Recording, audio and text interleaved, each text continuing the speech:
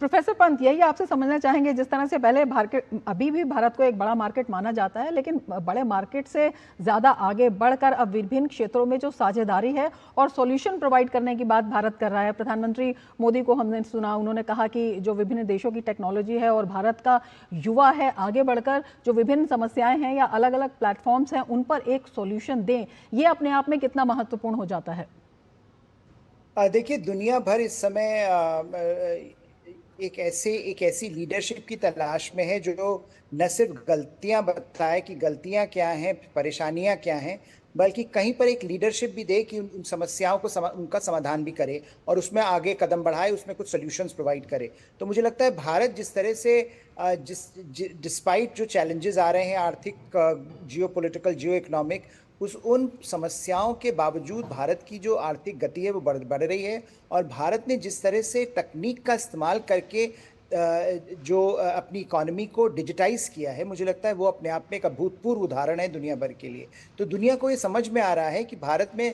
समस्याएं हो सकती हैं, लेकिन भारत आज उन समस्याओं से आगे बढ़कर न सिर्फ अपनी समस्याओं को हल कर रहा है, बल्कि दुनिया भर के लिए एक टेम्पलेट दे रहा है। और मुझे लगता है वो एक बड़ा अट्रैक्टिव ऑप्शन यूरोप में भी है कि यूरोप जब देखता है अपने आप को एक टेक्नोलॉजी पावर और उसको उसको स्केल अप करना है, तो भारत जैसा बड़ा देश उसको कहाँ मिलेगा। चीन के साथ संबंध खराब हैं, चीन एक तरह से कंपेटिटर है, चीन के सामने बड़े एक लैक ऑफ ट्रांसपेरेंसी है, और अमेरिका इस समय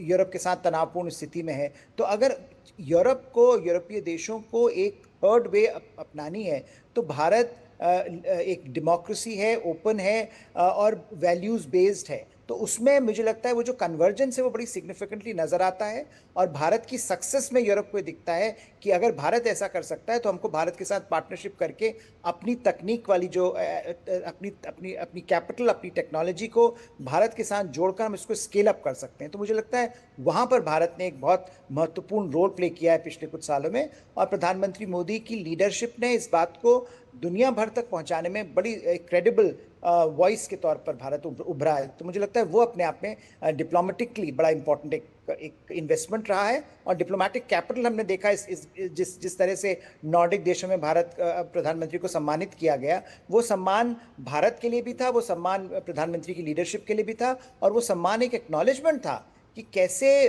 भारत आज एक नई रूपरेखा के साथ दुनिया के सामने आ रहा है।